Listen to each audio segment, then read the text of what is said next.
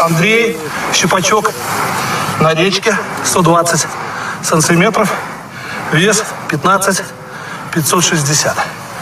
А получает вольную. О, красавец.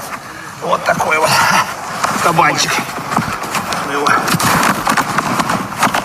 Валится. Опа. Ой. Ой, не поднять.